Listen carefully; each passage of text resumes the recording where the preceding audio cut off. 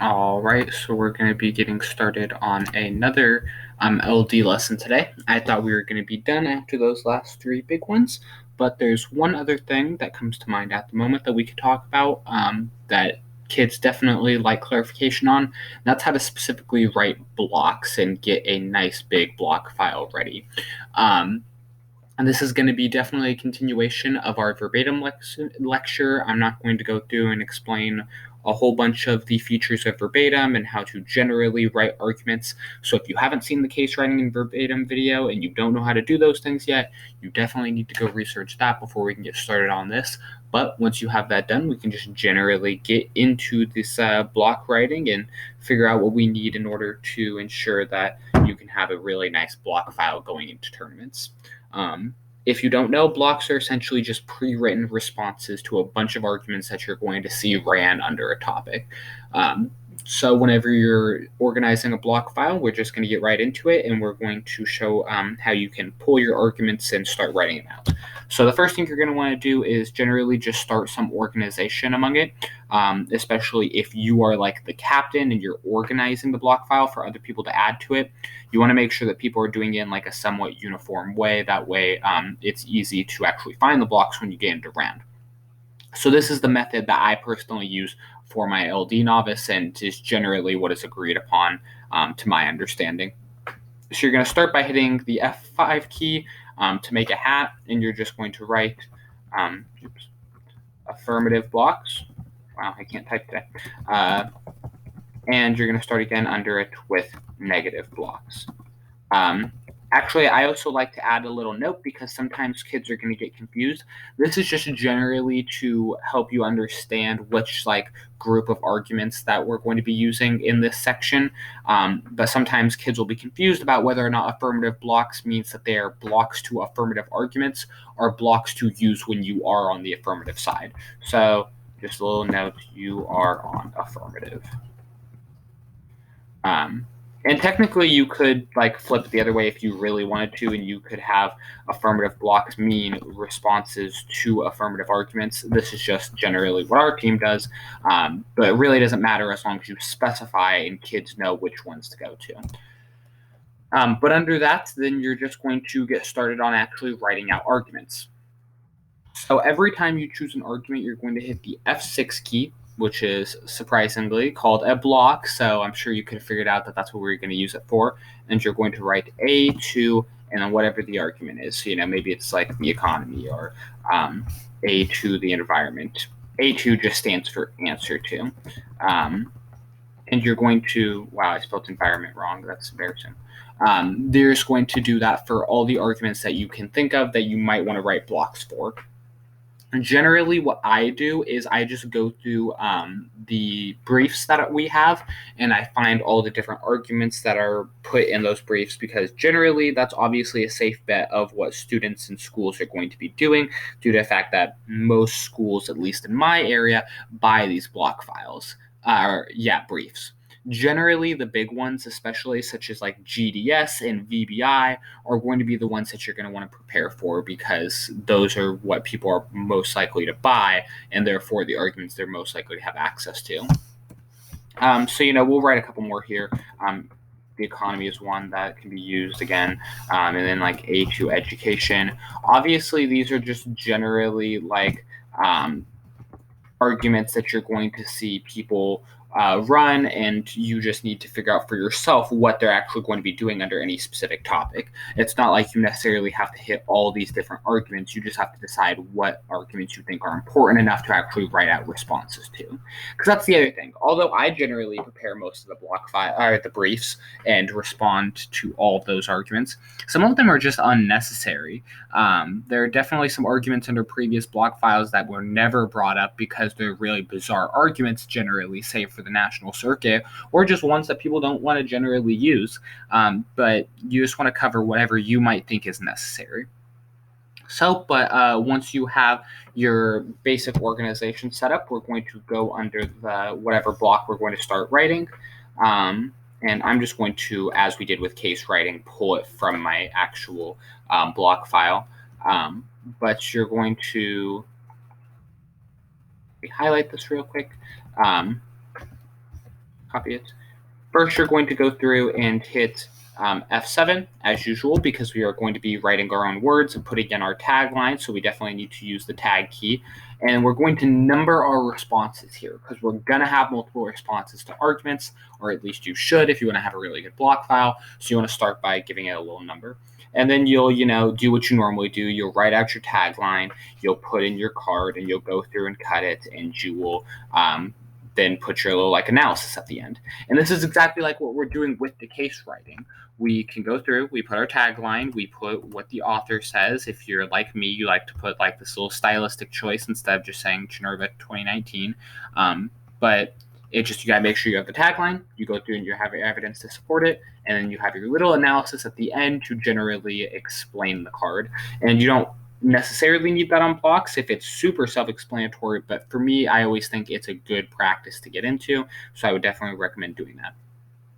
But your block here is done. There's really not too much more to it than what we've already seen via case writing.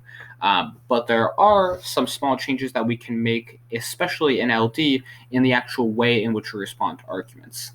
I've definitely said multiple times across a bunch of my videos that what makes LD unique is that once you finish your case, you technically don't have to read any more evidence to respond to arguments, and you can just focus on logic and reasoning.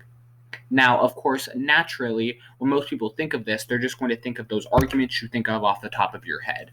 And personally, that's my favorite thing to do in LD. Obviously, I'm going to have arguments that I use over and over again from round to round because they're the same arguments to the same type of cases that I'm seeing from person to person. But I personally like to come up with them on myself in the heat of the moment. But you don't have to. You can pre-write out those responses because, as always, we generally know what type of cases people are going to be writing. So we can write blocks even if we're not providing evidence, which we can see I did in my big team block file. So we're just going to, once again, copy and paste over, and we'll just do both of them for simplicity's sake. We'll go through and got to change the numbering because it messed up. And you just write out whatever your response is going to be. So this one's just a brief one about how a rise in taxes doesn't actually matter. And it's the actual substance of this response doesn't matter. But you'll notice that it's just a short blurb about what response we're going to have and how that it can, blanking on words for a second, it can help us respond to arguments without really having to put a whole bunch of thought into it. We can just read this word for word if we want. Now, of course, something you'll notice about these cards is that they're all of varying length, but generally they are going to be pretty short. These aren't nearly as long as some of the cards that we were putting into our case earlier, and that's because you have a very limited amount of time to actually read these blocks, and you do want to make sure that they stay short. For instance, if we're giving a speech in the 1AR, which generally most of these responses are going to be given in the 1AR because it's just not super common to read blocks in the 2AR. So if you're on the affirmative, the 1AR is the only real chance you have to respond to arguments. But you only have 4 minutes to address a 7-minute long speech. So obviously, you're going to be hurting to get time and make it through all those arguments. If you can read super long cards, that's great, but you generally are going to need to be reading shorter cards to ensure that you can address everything. So that's a little good note about when writing blocks, is that generally you want to make sure that they're short. You can have a bit more leeway on the negative side, but even then in the 2NR, it's sure a 6-minute speech, but you have to respond to the 4-minute speech that the affirmative just put up and throw in key voter issues and crystallize, so you're still not going to be drowning in time, so you'll still have to be careful on that front. Another note to answer a question you guys might be having is, why do we have multiple different blocks instead of just one really good response to an argument? And obviously some of it is just going to be obvious stuff such as, you can have better variety in your choices. But personally, I also like it for the time reasons, and also just for the fact of having multiple arguments can be really good in a round. So first, just looking at the time, Obviously, as already stated, these vary in length. This carded one at the top is by far the longest. This one down here is a little bit shorter, and this one in the middle is going to be by far the shortest. So if I have extra time and I know that this first one is really good, I'm probably going to read that one, because if it's the best argument and I have the time to spare for it, then why wouldn't I read it? But let's say I'm hurting on time and I really don't have a bunch of time to put any of these responses forth. Well, then I'll just focus on the shortest one, get through it as fast as we can, and move on. And then obviously this one's a bit more of a middle ground if we like it more, but we don't quite have time for the best one, or whatever. So that's one of the benefits of having multiple different responses, is that if they are varying length, then obviously that can help you if you're in a struggle and you can only use like really short responses or whatever. But more importantly is just the fact that you can start overwhelming your opponents with a bunch of different responses. Because if you like have been doing LD for a long time, generally even thinking up your own arguments, you can put several rebuttals on the flow of a single argument just from like thinking during prep time. But if you're just starting out, you're probably not going to have time in prep time to write out 3 different responses to every single argument. But you can do it with blocks. So, if you want to put 3 arguments on the first contention, why not? You have 3 right here. Generally, I would not read like 3 carded responses. I'd probably keep it to 1 carded response and then maybe 2 like analytical ones. But that's also not a hard and fast rule. And I've seen people use multiple carded responses to a single contention. So you can definitely even do that as well. So that's another benefit of having multiple different responses and multiple different blocks, is that you can just use all of them if you want. Like there's nothing to stop you from doing that. Generally, the minimum that I require my kids to do whenever they're writing blocks is 1 carded response and 1 analytical response. And that's even with the fact that sometimes I will like double staff these arguments and have multiple people working on it. That way we'll have like 4. So that's a bit overkill though. Generally, just the 2 I think is good, and you can, as long as you trust the kids you're giving to write good responses, you'll probably be fine. I just like to be overly cautious with the block file because I think it's very important. So otherwise, there's really not too much more to writing blocks. We've kind of seen the benefit of them. Also, a small note is we can talk about a couple of the good features of verbatim and how they're especially helpful during block files. Obviously, we talked about navigation before and how it was helpful during the verbatim case writing, but it's going to be super helpful whenever we're at block files. So clearly, whenever we're looking at these, navigation is going to help us first and foremost by filtering out the information we don't need. So let's say we're on the affirmative side, so we don't need any of these responses down here, right? Because since we are the affirmative, we're not going to need to respond to affirmative arguments. We're going to be the ones presenting those. So we don't even need these negative blocks. So bam, right away, we're only seeing arguments that actually matter. But also, of course, navigation is going to help us so that instead of scrolling through and going, oh, where is inflation? Oh, there it is. We can instead just be like, oh, I need to address small businesses. Bam, here we are. Obviously, it's a very simple benefit, but it's a big one. But beyond that, one of the best things about verbatim is speech docs. So if you are on your verbatim file, you can locate the little tilde key. It's just a little like squiggly line. Mine is right next to the 1 on my keyboard, but if you hit it, oh, wow, it's actually letting me, well, for your benefit, up there at the top, that's what a tilde looks like. I don't know why mine isn't working at the moment. Maybe if I go to the other file, it will allow me. Well, I guess I'll just hit the actual speech button up here. Most of the time, you just hit the tilde key and it would do it for you, but whatever.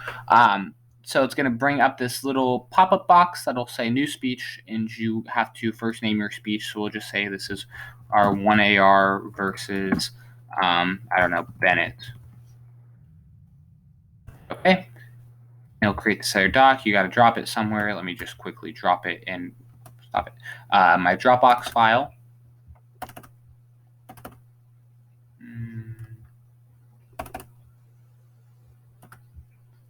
And then now we have this little document. So it doesn't have anything in it right now, but let's go back to our verbatim file. And let's say that the first argument that our opponent brought up on the negative was inflation. And I really like this response to inflation, and I want to read it first and foremost in my speech. So I'm going to hit the tilde key. Hopefully it works. Dang it, it's not. Oh, it's because the debate files are gone on my, that's odd. This is rather unfortunate. I might have to go in, we still have it over here. So let's say then we're doing the economy. Unfortunately, due to technical issues, this has not been as beautiful as I would like. But we can just hit the speech. Wow, this is awful. This is definitely not showing verbatim skill. I don't know why it's not working, but generally what it's going to do is that if you hit the tilde key after your speech doc is open, it's automatically going to copy and paste what you have in there to your speech doc. So then you can organize your systems super easily. I'm going to see if maybe I can open up this file again and if it will actually let me do it, but if not, it's not a big deal. Come